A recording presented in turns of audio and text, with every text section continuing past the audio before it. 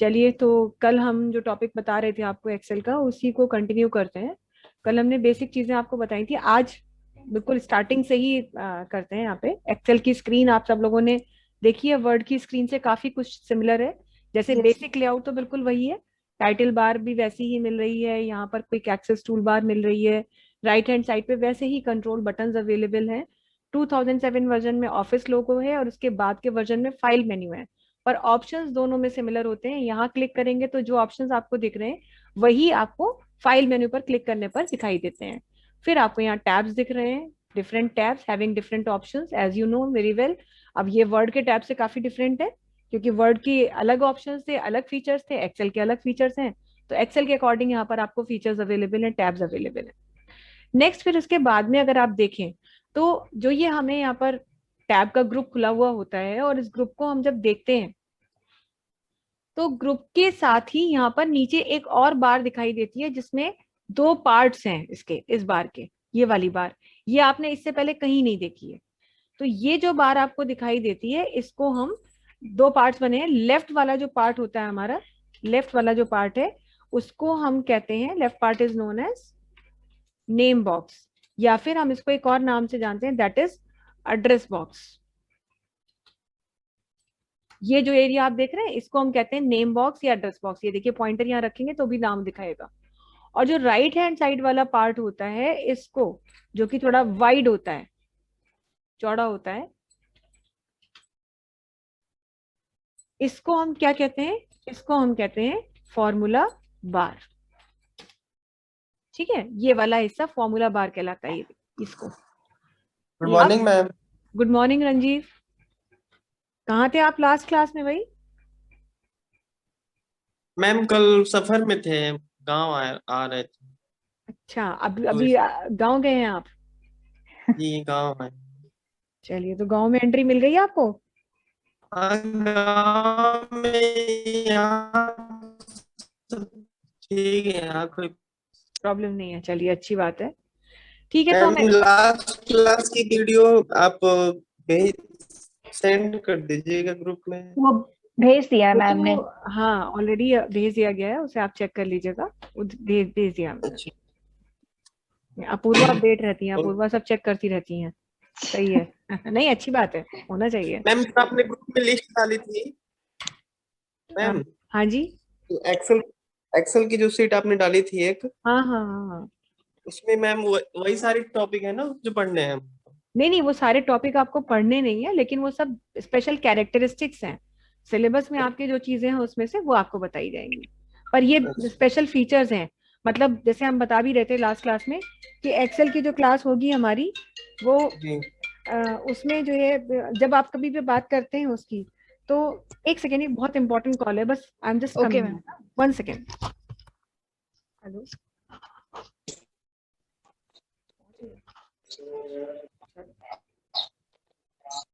हाँ, वो तो तुम ही लोग हो ही बाहर के, दूर के। ठीक है, चलो तुम काम वाम कराओ, फिर हम क्लास के बाद तुमको बात करते हैं तुमसे, हैं? ओके।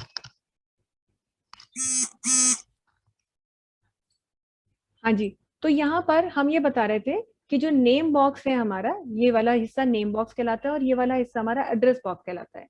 नेम बॉक्स के अपने फीचर्स हैं, अपने टास्क हैं, फॉर्मूला बार के अपने टास्क हैं। सबसे पहले हम बात करते हैं नेम बॉक्स की कि ये क्या क्या करता है। तो इसका पहला काम होता है displays the address of active cell. पहले हम लिख दे रहे हैं, उसके बाद में आप लोग भी साथ में नोट करते रहिएगा प्लीज। उसके बाद में हम एक एक चीज एक्सप्लेन कर देंगे। Yes ma'am.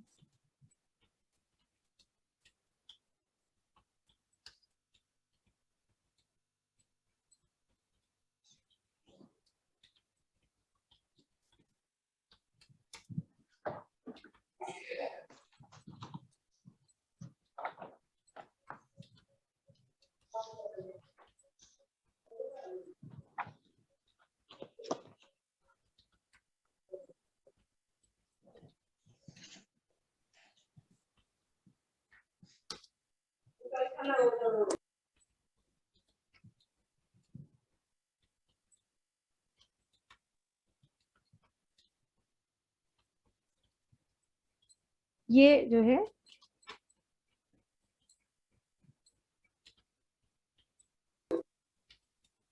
ये सारे फीचर्स हैं, काम है हमारे नेम बॉक्स के। जी।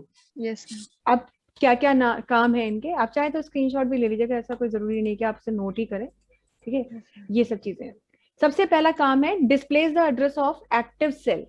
ये एक्सेल में आपको पेज नहीं मिलता वर्ड की तरह, वहां तो पेज मिलता था, हम पैराग्राफ में लिखते थे, लेकिन एक्सेल में आपको जैसे हमने बताया कि ये वर्कशीट है जो कि एक ग्रिड होती है रो और कॉलम की, और किसी भी रो और कॉलम की जो स्मॉलेस्ट यूनिट होती है वो एक सेल होती है, ये है ना। एक बार में आप एक सेल में ही एक्टिव होते हैं, जैसे पेज पर आप एक बार में एक वर्ड लिख रहे होते हैं, वर्ड जो होता है वो स्मॉलेस्ट यूनिट होता है हमारे उसका, या कैरेक्टर हम कह सकते हैं, लेकिन एक्सेल में एक सिंगल सेल जो होती है ये आपकी स्मॉलेस्ट यूनिट होती है, क्योंकि वन टाइम पर आप एक सेल में ही लिख सकते हैं। तो किसी भी सेल में आप लिखते हैं तो कई बार ऐसा भी होता है कि हमें ये जानना होता है कि हम किस सेल में हैं। अब आप सोचेंगे कि ऐसा कब जरूरत पड़ती है, हम क्यों ही जानेंगे कि हम किस सेल में हैं? तो ऐसा नहीं है, कैलकुलेशंस परफॉर्म करते समय तो आपको हर बार ये जानना होगा कि आप किस सेल में हैं, क्योंकि जब तक आपको सेल का एड्रेस या हम बोल सकते हैं कि सेल का रेफरेंस नहीं पता होगा, तब तक आप सक्सेसफुली कैलकुलेशन परफॉर्म ही नहीं कर सकेंगे। तो किसी भी सेल का एड्रेस जानने के लिए हमें दो बातें पता होनी चाहिए, कि सेल का एड्रेस या सेल का नाम, कोई भी सेल है, इस यही जो अभी एक्टिव सेल है ये सिलेक्टेड है, इस सेल का नाम क्या है। तो इस सेल का नाम दो चीजों से मिलके बनता है, पहले कॉलम का नाम और दूसरा उसकी रो का नंबर। जैसे इस सेल के कॉलम का नेम क्या है, डी, और रो का नंबर क्या है, 8, तो सेल का एड्रेस क्या हो गया, D8। ऐसे हम ऐसे बनाते हैं सेल का एड्रेस। सेल का एड्रेस जानना बहुत जरूरी होता है, आगे चल के आप देखेंगे कि कितना इंपॉर्टेंट होता है ये। तो ऐसे ही अभी ये किस सेल में हम हैं, तो हम देखेंगे कि सेल K8 में है। अभी कौन सी सेल में है हम, O11 में है। खाली O नहीं बोलेंगे, O11। अभी किस सेल में है, अभी B16 में। तो जितनी बार हम आपसे पूछ रहे हैं, हर बार आप क्या करते हैं, एक्टिव सेल का कॉलम नेम चेक करते हैं और रो नंबर चेक करते हैं और दोनों को मिला के बता देते हैं। यही तो ना कर रहे हैं? Yes ma'am. तो ऐसे आपको थोड़ा सा एफर्ट ज्यादा लग रहा है, एक बार कॉलम नेम पे जाना पड़ रहा है और एक बार आपको उसके रो नंबर पे जाना पड़ रहा है। लेकिन किसी भी सेल का एड्रेस यदि आपको देखना है तो कुछ नहीं करना है, सिर्फ आप कहाँ देखें, अपनी नेम बॉक्स में। ये देखिए, एज सुन एज हम कोई भी सेल सिलेक्ट करते हैं, सिलेक्ट करते ही नेम बॉक्स में उस सेल का एड्रेस आ जाता है। तो बहुत आसानी से अभी देखिए J9 पे, अब कहाँ है D8 में, अब कहाँ है E15 में, अब कहाँ है F2 में, अब कहाँ है B15 में। तो बस इतनी आसानी से सेल सिलेक्ट करिए और नेम बॉक्स पे जाइए, तो वो आपको बता देगा कि आप किस सेल में हैं। तो ये काम होता है, सबसे पहला काम हमारी नेम बॉक्स का, कि ये एक्टिव सेल का एड्रेस डिस्प्ले करने में आपकी हेल्प करता है। So you need not to bother about how to know the address. या कुछ लोग कभी कंफ्यूज हो गए तो बोल देंगे 9A है, तो 9A कभी नहीं होता, सेल के एड्रेस हमेशा कॉलम नेम से ही स्टार्ट होता है। तो कॉलम नेम और रो नंबर, आपको कंफ्यूज होने की कोई जरूरत नहीं है, आपको सिर्फ नेम बॉक्स में देखना है and you are done. Name box में देखते ही आपको पता चल जाएगा कि आप किस सेल में हैं। तो पहला काम हो गया एक्टिव सेल का एड्रेस डिस्प्ले करना। पर कई बार एक्टिव सेल नहीं होती है, या हम एक ही सेल नहीं सिलेक्ट करते हैं, एक से ज्यादा सेल्स भी सिलेक्ट कर सकते हैं। जैसे देखिए, अगर हमें कोई, हम एरिया सिलेक्ट करते हैं, अभी तो ये सिंगल सेल सिलेक्टेड है, अगर हम एक एरिया सिलेक्ट कर रहे हैं तो हम एक से ज्यादा सेल्स मान लीजिए सिलेक्ट करी हमने, तो जब तक हमारा सिलेक्शन चल रहा है, अभी हमने माउस का बटन होल्ड करके रखा हुआ है, माउस का बटन रिलीज नहीं किया है, तो जब तक माउस का बटन नहीं छोड़ेंगे, देखिए नेम बॉक्स में किसी सेल का एड्रेस नहीं दिख रहा है, बल्कि वहां पे क्या लिखा हुआ है, 10R into 1C। 10R, R is for row and C is for column. So it is telling you the dimension of selected area. जब तक बटन आप नहीं छोड़ेंगे तब तक वो डायमेंशन दिखा रहा है कि कितने रो बाई कितने कॉलम का एरिया आपने सिलेक्ट किया है। अब ये देखिए, जैसे ही हमारी रो बढ़ रही है, देखिए बढ़ रहा है, यस। तो डायमेंशन अकॉर्डिंगली चेंज हो रही है। तो कितने रो कितने कॉलम आपको गिनने की जरूरत नहीं है, आप तो नेम बॉक्स में देखिए, अब मान लीजिए आपको 15 रोज चाहिए थी और आपको 10 कॉलम चाहिए थे, तो हो गया बस। और जैसे ये हुआ, माउस का बटन छोड़ दीजिए।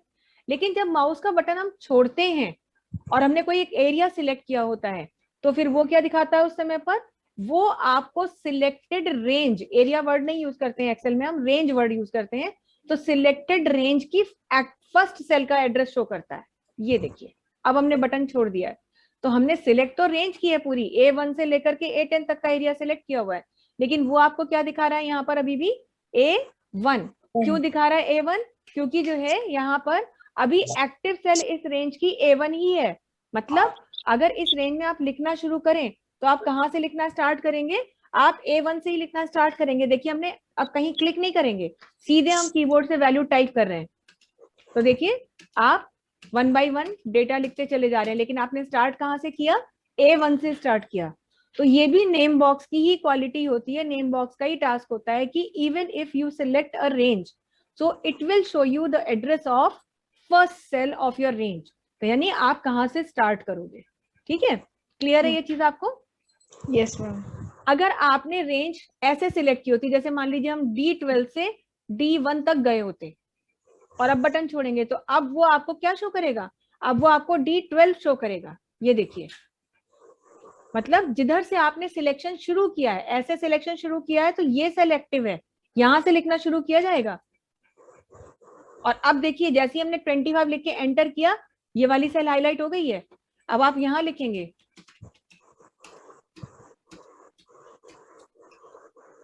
ये देखिए, देख रहे ना सेल 1 बाय 1 हाईलाइट होते चली जा रही है।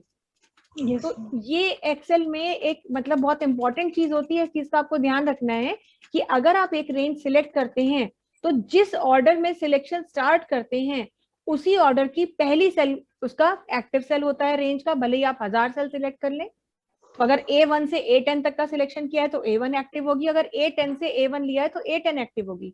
दूसरी एक चीज और ध्यान रखिएगा कि जब आप एक रेंज सिलेक्ट करते हैं और उस रेंज में आप पूरा काम कर लेते हैं, जैसे मान लीजिए इतना आपको लिखना था, आपने लिख लिया, लेकिन जब आप रेंज की लास्ट सेल में पहुंचते हैं काम करते हुए और लास्ट सेल में पहुंच के यदि आप एंटर करेंगे तो एंटर करने पर आपको क्या लगता है आप कहां पहुंचेंगे? हम आपको दो ऑप्शन दे रहे हैं। पहला ऑप्शन है कि आप B8 में आ जाएंगे, मतलब उसी के नीचे वाली सेल में आ जाएंगे। दूसरा ऑप्शन है कि आप इसमें कुछ होगा ही नहीं, बस एरिया सिलेक्टेड रहेगा, कोई डिफरेंस नहीं आएगा, आप डेटा टाइप नहीं कर पाएंगे आगे। तीसरा ऑप्शन ये है कि आप उसी की पहली सेल पे पहुंच जाएंगे और चौथा ऑप्शन ये है कि डेटा डिलीट हो जाएगा। अब बताइए आपको क्या लगता है? Ma'am second option. सेकंड मतलब आप यहाँ पहुंच जाएंगे। Yes ma'am. वेरी नहीं गुड। उसमें कुछ कर। हाँ, तो कई सही, लेकिन आपका सही लगा एकदम, बिल्कुल सही बताया आपने कि जैसे ही एक सिलेक्टेड एरिया की लास्ट सेल पे आप टाइप करते हुए पहुंचेंगे और लास्ट सेल में टाइप करते हुए आप एंटर करेंगे, तो एंटर करते ही देखिए उसी एरिया की फर्स्ट सेल पर आप पहुंच गए। ये देखिए अब आप यहाँ आ गए और आप रीटाइप कर सकते हैं। तो कई बार कुछ लोग ध्यान नहीं देते हैं, एरिया सिलेक्ट करके टाइपिंग शुरू कर दी, अब ये ध्यान ही नहीं दे रहे हैं कि आप उतने ही पोर्शन में नाच रहे हैं। उन्हें लग रहा है, अगर वो स्क्रीन पे नहीं देख रहे हैं और सिर्फ टाइपिंग में लगे हुए हैं, कीबोर्ड पे ध्यान है, तो उनको तो लगेगा हम नीचे नीचे वैल्यू टाइप कर रहे हैं, लेकिन नीचे नहीं जा रहे हैं। आप एंड पे आए, फिर स्टार्टिंग से स्टार्ट हो गया, तो उसी एरिया में ओवर राइटिंग शुरू होती रहेगी, मगर कभी भी आप उस एरिया से बाहर नहीं निकल पाएंगे। तो ये बिल्कुल उसी तरह से होता है, क्योंकि एरिया एक दायरा होता है, एक स्पेसिफिक रीजन होता है जो फिक्स हो जाता है आपके लिए सिलेक्ट करने के बाद। अगर आपने सिलेक्ट किया तो ये एक फिक्स हो गया स्पेसिफिक रीजन, और आप उतने में ही काम करते जाओगे, भले ही आप ओवर टाइपिंग करते चले जाओ। तो ये आपको ये चीज भी ध्यान रखनी होगी। क्लियर है आप लोगों को? Yes ma'am. अब तीसरा काम जो है वो ये helps to approach a given cell address. जैसे हमने आपको इतनी बार मतलब पिछली बार ये बता दिया है कि एक्सेल की तो ये वर्कशीट इतनी बड़ी होती है कि आप काम करते करते थक सकते हैं, लेकिन शीट खत्म नहीं होती। और क्योंकि शीट इतनी बड़ी मिल रही है तो हम लोग डेटा भी बहुत बड़ा बड़ा बनाएंगे। अब मान लीजिए इस शीट में कहीं आपने काम किया हुआ था और आपको याद है, आपने ध्यान कर लिया, याद कर लिया, अपने पास लिख लिया कहीं कि जहां काम शुरू किया था, जो टेबल बनाई थी मान लीजिए नीचे कहीं एम्प्लॉइज की, उसका जो स्टार्टिंग है वो पहली सेल जो है सपोज D10,001 है, मतलब D कॉलम के 10,001 से। अब इतनी बड़ी शीट मिल रही है तो काम तो होगा ही ना बड़ा बड़ा। तो उस सिचुएशन में सपोज आपको D10,001 सेल पे जाना है और ऐसा मान के चल रहे कि वहां पे आपने एक टेबल बनाई है, तो अगर आपको D10,001 पे जाना है तो हम स्क्रॉल करते जाएंगे ऐसे, या तो फिर यहां से भी स्क्रॉल कर सकते हैं ऐसे, ये भी स्क्रॉलिंग का तरीका है। लेकिन आप देखिए स्क्रॉलिंग कितनी स्लो है। अभी हम 200-250 रो पे पहुंचे हैं, देख पा रहे हैं ना आप लोग? Yes, ma'am. तो अब अगर ऐसे आपको D10001 में जाना है तो आपको बहुत समय लगने वाला है। तो एक तरीका तो ये है कि ऐसे ना जा करके, मतलब ऐसे स्क्रॉल ना करके, स्क्रॉल बार से या माउस से स्क्रॉल ना करके क्या करें कि आपका पॉइंटर जो है डी वाले कॉलम में रखिए, ऐसे कहीं भी रखिए मगर डी कॉलम में होना चाहिए। माउस का लेफ्ट, ओ सॉरी, ये जो व्हील होता है स्क्रॉल व्हील, इसे दबा दें। जैसे आप माउस का स्क्रॉल व्हील दबा के रखते हैं तो पॉइंटर चेंज हो जाता है, इस सिचुएशन में आ जाता है। और अब आप स्क्रॉल करना शुरू करें। ये देखिए नीचे की तरफ हम स्क्रॉल कर रहे हैं, देख रहे हैं कहाँ पहुंच गए, कितने में पहुंच गए, 44,000 पे पहुंच गए इतनी देर में। तो फिर से देखिएगा, हम आपको फिर से ये चीज करके दिखा रहे हैं कि हमें D10001 में जाना है। अब देखिएगा हम स्क्रॉल कर रहे हैं और स्क्रॉल करते हुए बस माउस के बटन को धीरे धीरे, बहुत तेज नहीं, जितना आप कंट्रोल कर सकते हैं, क्योंकि लेफ्ट में आपको रो नंबर पे भी ध्यान रखना है। तो देखिए हम धीरे धीरे चल रहे हैं, अभी 200 हुए, 1000 हुए, 2000 हुए, 3 हुए, 4 हुए, 5 हुए, 6, 7, 8। अब थोड़ा सा हम अलर्ट हो जाएंगे क्योंकि हमें 10,001 पे जाना है बस। तो अब हम जो है धीरे धीरे स्क्रॉलिंग करेंगे। 10,001, अभी 10,300 था। अरे अब बस यही एक इशू है कि अगर आप ऐसे स्क्रॉल करते हैं तो जब तक माउस को आप कंट्रोल नहीं कर पा रहे तब तक आपको दिक्कत है। और वैसे अगर आप कर पा रहे हैं कंट्रोल तो कोई प्रॉब्लम नहीं है, तब आप आराम से पहुंचिए। 10,001 तक जाने में इतना भी टाइम नहीं लगेगा। ये तो हम आपको दिखा रहे हैं धीरे धीरे, ये आ गया आपका 10,001 और इस पे आते ही अब जो है आप यहाँ पर पहुंच गए। काम, सपोज यहाँ पे टेबल बनी हुई है तो आप डेटा देख सकते हैं। तो तरीके तो बहुत है, सिंपल स्क्रॉलिंग बहुत समय लगाएगा, हो सकता है 5-7 मिनट लग जाए, और ये तो 10,001 की बात है, मान लीजिए 5 लाख वाली सेल पे जाना था तो फिर और समय लगेगा।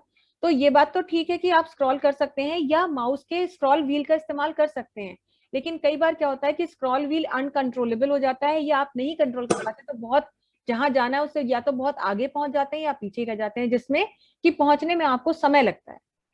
अब सबसे आसान तरीका क्या है, तो सबसे आसान तरीका इस काम को करने में हमारी मदद करेगा नेम बॉक्स।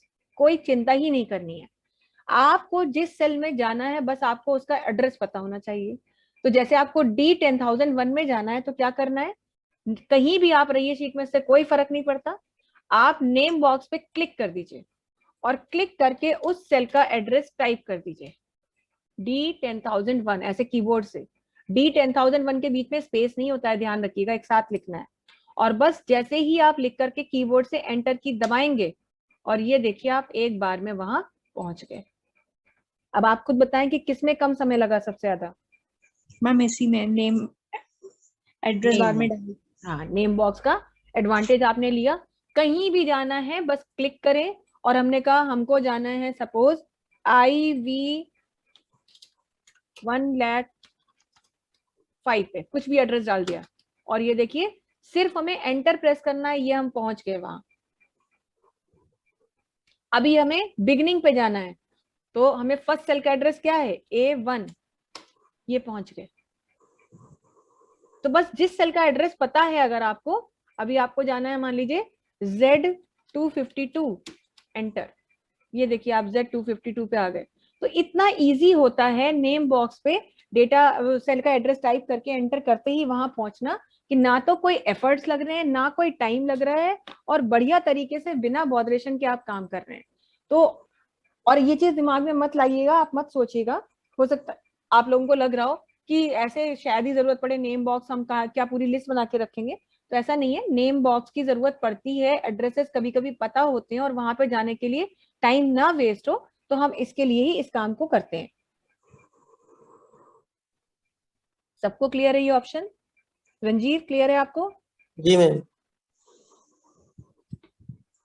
श्रीनारायण आपको? जी जी।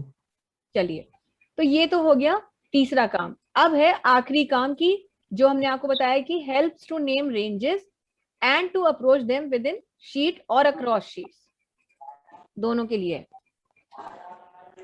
एक शीट के अंदर एक से ज्यादा रेंजेस का अगर आपने डेटा बना के रखा है, मतलब कहीं आपने सैलरी बना ली है, कहीं आपने मान लीजिए उनकी छुट्टियों का डेटा बना रखा है, कहीं सपोज आपने कुछ और डेटा बना के रखा है एम्प्लॉइज का, और वो एक शीट में अलग अलग डेटा बना हुआ है, तो ये जाहिर सी बात है कि बहुत सारा डेटा अगर आपने बना के रखा है तो ये प्रैक्टिकली पॉसिबल नहीं है कि आप हर एक का एरिया या सेल एड्रेस रट के बैठे। कि सैलरी वाला डेटा कहाँ है, फिर सेल वाला डेटा कहाँ है, सिटी वाला डेटा कहाँ है। मैंने ऐसे बहुत सारी चीजें बना के रखी है, तो ये पॉसिबल ही नहीं है कि आप ये रट के बैठे। या तो आप एक डायरी मेंटेन करें और उसमें पूरा लिखें कि कौन से डेटा किस शीट के अंदर किस एड्रेस पर है, तो जाहिर सी बात है आपके लिए वर्कलोड बढ़ जाएगा। पर काम का पैटर्न तो कुछ ऐसा होता है कि हम एक शीट के अंदर अलग अलग लोकेशन पर काम करते हैं, या कई बार अलग अलग शीट्स में काम कर रहे होते हैं।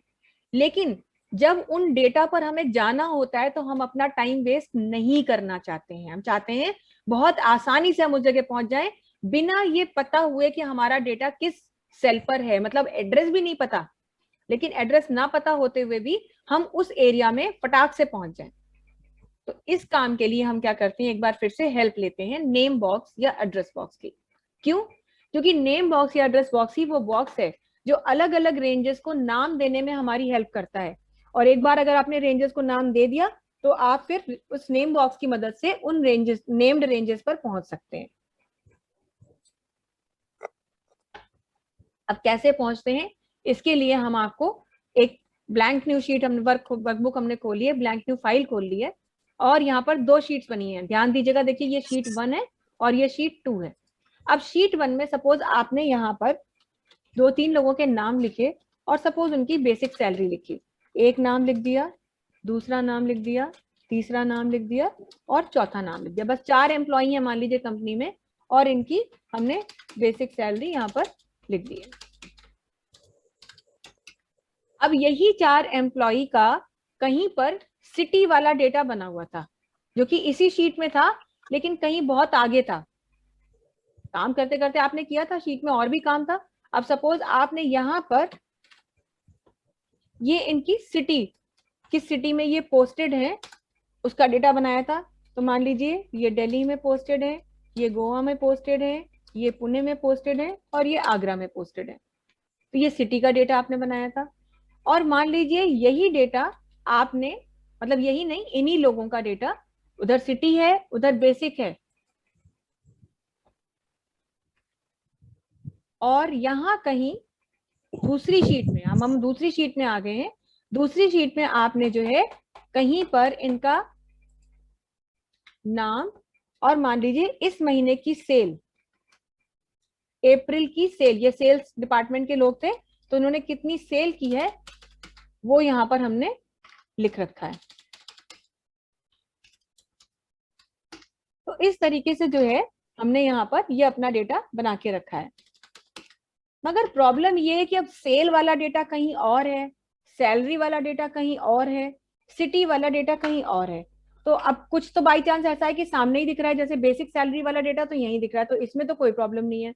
लेकिन अब ना तो आप लोगों को ही ये याद होगा कि सेल का डेटा कहाँ, कौन सी शीट में और कौन से सेल में था, और ये भी नहीं याद होगा कि जो सिटी वाला डेटा है वो कौन सी शीट में और कौन सी सेल में है। क्या याद है आप में से किसी को भी वो एड्रेस? No ma'am. है ना, किसी को भी नहीं याद होगा, हमें भी नहीं याद है।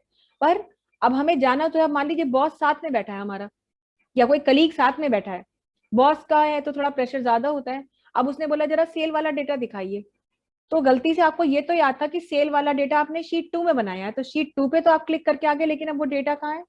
अब इसको ढूंढने में आपको दांतों तले पसीना आ जाएगा, क्योंकि ये बहुत एफर्ट्स चाहिए होते हैं, टाइम टेकिंग टास्क है, क्योंकि आपको ये याद ही नहीं कि उस शीट में कहाँ था।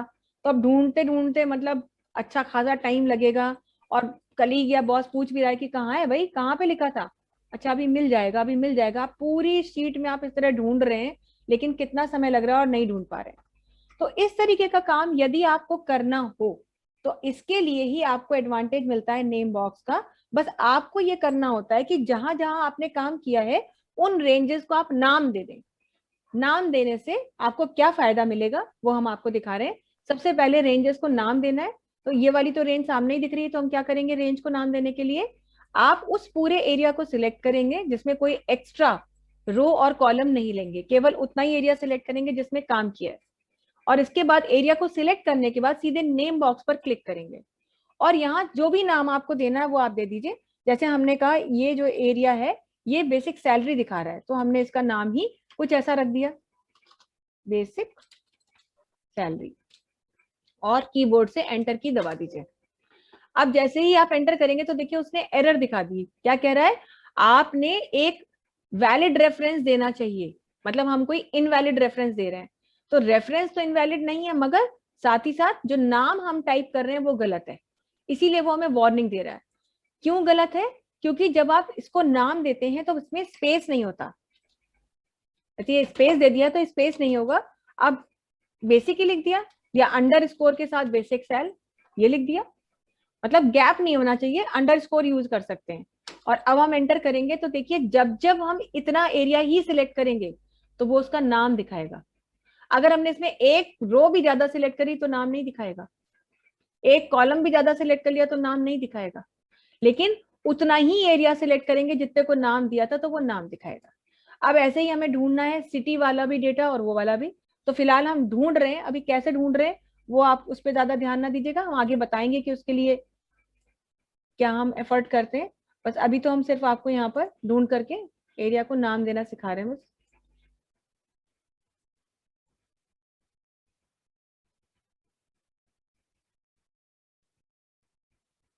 मतलब ये वो इजीएस्ट वे है जहां से हम ढूंढ सकते हैं। ये हमने ढूंढा और ढूंढ करके हमने इसको नाम दे दिया, सिटी का डेटा है तो एरिया सिलेक्ट किया और यहाँ लिख दिया सिटी। अब एक दूसरा एक तीसरा डेटा और है हमारा, तो वो हमें मालूम है दूसरी शीट में है, तो दूसरी शीट पर आएंगे और एक बार इसमें भी ढूंढेंगे। वो हमारा डेटा था शायद सेल का।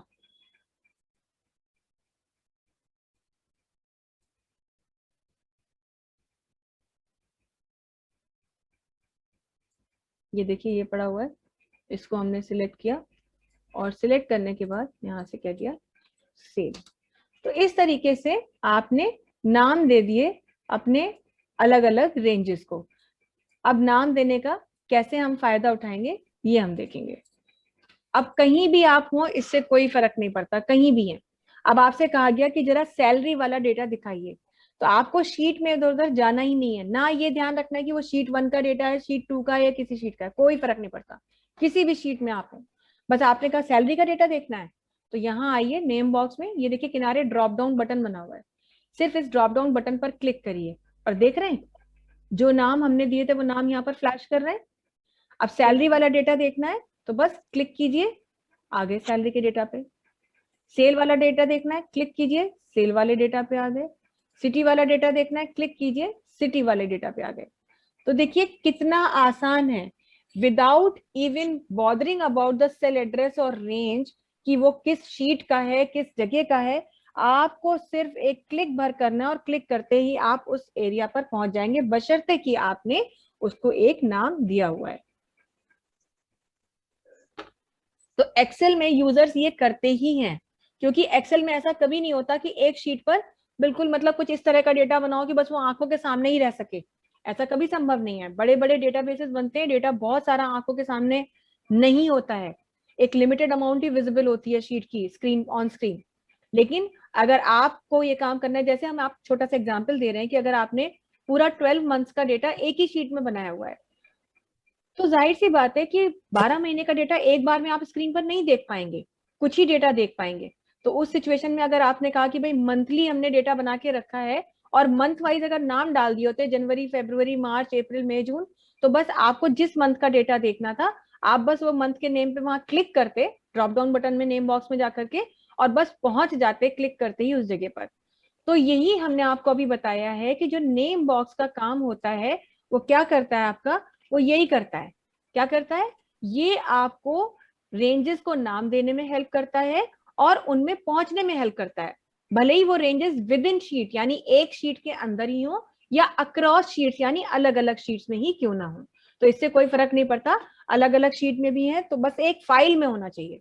अब आप सोचें कि एक फाइल ये बनी हुई है और आप दूसरी फाइल की नेम्ड रेंज पे पहुंच सके, नहीं, आपको ये जो रेंजेस दिख रही हैं ये केवल आपको उतनी ही दिख रही हैं यहाँ पर, मतलब जो अभी हमने वो फाइल बंद कर दी है, यहाँ पर जो रेंज दिखेंगी वो इसी पूरी वर्कबुक की दिखेंगी, इसमें आप जितनी भी शीट बनाएंगे उनकी नेम्ड रेंजेस दिखेंगी। लेकिन आप सोचे कि दूसरी फाइल की भी दिखने लगे, वो पॉसिबल नहीं है। आप बताएं, क्लियर है आप लोगों को ये ऑप्शन? Yes ma'am. ये तो हो गई बात नेम बॉक्स की। अब बात करते हैं फॉर्मूला बार की। फॉर्मूला बार का पहला काम है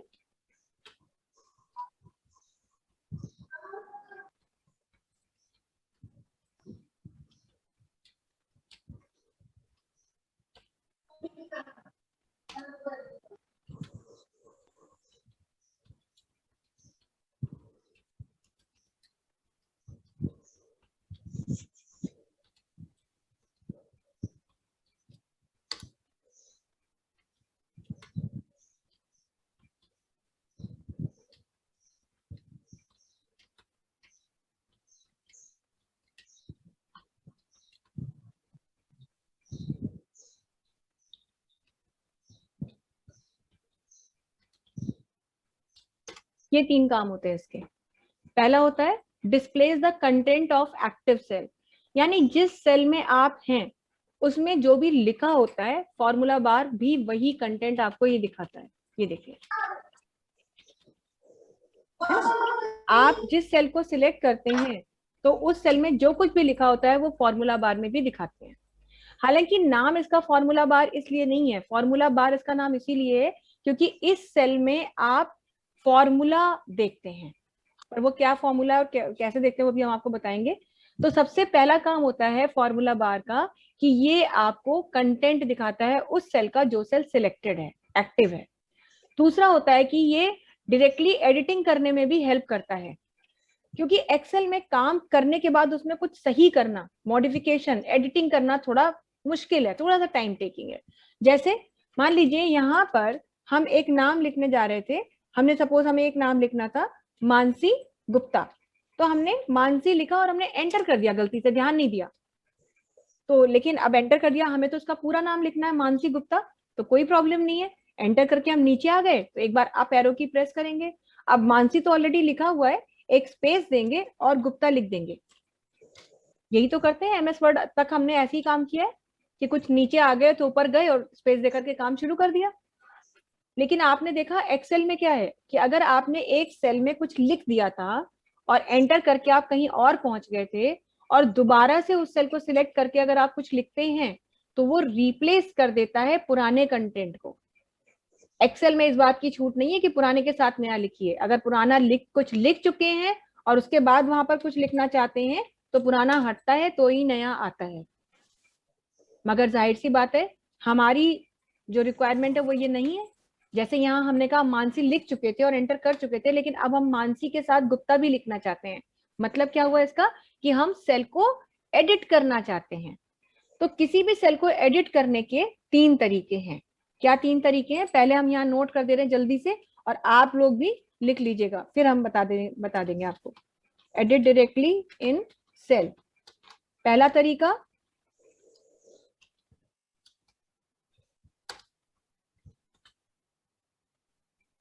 है double click on the cell.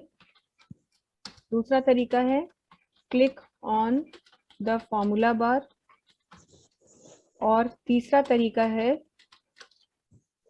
Press F2 function की। ये 3 तरीके हैं, स्क्रीनशॉट ले लीजिएगा, हम जल्दी से आपको बता दे रहे हैं कि जैसे मान लीजिए यहाँ हमने कहा हमें मानसी लिखना था, तो मानसी गुप्ता लिखना था, लेकिन हम मानसी लिख करके एंटर करके बाहर आ गए। तो पहला तरीका क्या है कि हम सेल पे ही डबल क्लिक कर देंगे, जल्दी से यहाँ पर पॉइंटर रखेंगे और जल्दी जल्दी 2 बार क्लिक करेंगे। 2 बार क्लिक करने पर देखिए कर्सर यहाँ आ गया। अब क्योंकि शुरू में क्लिक किया था तो कर्सर बीच में है, तो उसको आगे लेके आएंगे एरो की से और स्पेस दे करके ये काम कर लेंगे। तो एक तरीका तो ये होता है, ठीक है। दूसरा तरीका क्या है, ये क्लियर हुआ ना आप लोगों को सबको? Yes ma'am. ओके, पहला तरीका तो ये था कि हमने उस सेल में डबल क्लिक किया, कर्सर अगर पीछे था तो आगे ले आए और टाइपिंग कर दिया। दूसरा तरीका है कि डबल क्लिक से अगर बचना चाहते हैं तो फॉर्मूला बार पे क्लिक कर दीजिए, सेल को सिलेक्ट करके, सेल को सिलेक्ट किया और फॉर्मूला बार पे क्लिक कर दिया, तो देखिए डबल क्लिक नहीं करना पड़ा, एक ही बार क्लिक किया और उसके बाद यहाँ लिख दिया जो लिखना था और एंटर कर दिया। तो 2 तरीके ये हैं। हालांकि दोनों के लिए आपको क्लिक पर डिपेंड होना पड़ रहा है, माउस पर डिपेंड होना पड़ रहा है, चाहे डबल क्लिक करें चाहे सिंगल क्लिक करें, पर माउस की हेल्प लेनी पड़ रही है। पर हम चाहते थे कि अगर हमें माउस की हेल्प ना लेनी पड़े तो हम क्या करेंगे, तब हम तीसरा काम करेंगे, दैट इज F2 फंक्शन की प्रेस करेंगे। कीबोर्ड में फंक्शन की सबसे ऊपर होती है, इसमें से हम सेल को सबसे पहले सिलेक्ट करेंगे जहां लिखना है, इसमें लिखना है तो इसे सिलेक्ट किया और कीबोर्ड से F2 फंक्शन प्रेस की। F2 फंक्शन की प्रेस करने का फायदा पहला तो ये होता है कि माउस पे आपकी डिपेंडेंसी नहीं रही, और दूसरा कर्सर लास्ट में ही ब्लिंक करता है, वो बीच में कहीं नहीं आता। आप देख रहे हैं, अब कर्सर आ गया है, और कर्सर के आते ही कीबोर्ड से स्पेस दीजिए और जो भी उसके आगे लिखना है और लिख करके एंटर कीजिए। तो ये 3 तरीकों से आप एडिटिंग करते हैं। आप जिसमें कंफर्टेबल हो आप वो काम करें, लेकिन ये काम जो है आपके 3 तरीके होते हैं। तो आपको यहाँ पे बताया कि जो ये फॉर्मूला बार है ये भी सेल में एडिट करने में आपको हेल्प करता है। तीसरा, डिस्प्लेस द फॉर्मूला और function of a calculation cell. वैसे तो सेल के अंदर जो कुछ लिखा है वही फॉर्मूला बार में दिखता है, लेकिन अगर आपने कहीं पर कोई कैलकुलेशन की है, जैसे मान लीजिए हमने यहाँ पर 2-3 वैल्यू लिखी, कैलकुलेशन की, कैसे की वो भी छोड़ दीजिए, लेकिन ये कैलकुलेशन की, तो जब जिस सेल में कैलकुलेशन करते हैं रिजल्ट तो उसमें दिख रहा होता है, ये देखिए। लेकिन अब हमें ये कैसे पता कि ये 13 आया कैसे? मान लीजिए तो 13 है, अगर ये 2 होता, ठीक है, तो ये 4 कैसे मिला? जोड़ के मिला, मल्टीप्लाई करके मिला, कैसे मिला? ये अगर हम देखना चाहते हैं तो इस सेल को सिलेक्ट करेंगे और ध्यान देंगे फॉर्मूला बार पे। तो फॉर्मूला बार क्या करता है, वो उस सेल को, कैलकुलेशन सेल को अगर आप सिलेक्ट करते हैं जिसमें कोई कैलकुलेशन की है, देखिए इसमें कैलकुलेशन नहीं है तो 2 ही दिख रहा है, पर यहाँ कैलकुलेशन दी है हमने, तो कैलकुलेशन सेल को सिलेक्ट करने पर सेल का तो कंटेंट ही दिख रहा है, लेकिन फॉर्मूला बार में ये पता चलता है कि इस पे क्या कैलकुलेशन अप्लाई की गई है। तो वही चीज यहाँ लिखी है कि क्या करता है, डिस्प्लेस द फॉर्मूला और फंक्शन। या तो कैलकुलेशन करने के लिए हम फॉर्मूला लगाते हैं या फंक्शन लगाते हैं। खैर ये फॉर्मूला और फंक्शन क्या होते हैं तो हम आगे डिस्कस करेंगे, लेकिन हमने कौन सा फॉर्मूला या कौन सा फंक्शन अप्लाई किया और वो रिजल्ट हमें मिला, वो उस सेल को सिलेक्ट करने पर फॉर्मूला बार में देखने पे आपको पता चलता है। तो ये सारी चीजें जो है आपको ध्यान रखनी है, ये बेसिक है। कल हम एक्सेल में डेटाबेस बनाना सीखेंगे कि डेटाबेस आसानी से, बहुत ही कम समय में और इंप्रेसिव मैनर में कैसे बनाया जाता है। उसके बाद हम आपको बताएंगे कि डेटा कैसे फीड होता है। ठीक है, तो आज के लिए इतना ही रखते हैं। आप लोग ये स्क्रीनशॉट ले लिया आप लोगों ने सबने? Yes ma'am. ओके, तो ये चीजें हैं, ये जो जितना नेम बॉक्स का हमने आपको बताया, अगर आपको टाइम मिले तो 10 मिनट में आप लोग भी प्लीज ये चीजें ट्राई करके देख लीजिएगा। कोई प्रॉब्लम होगी तो नेक्स्ट सेशन में बताइएगा। आज के लिए इतना ही रखते हैं। That's all for the day. Okay Thank ma'am, you. Thank you. Okay.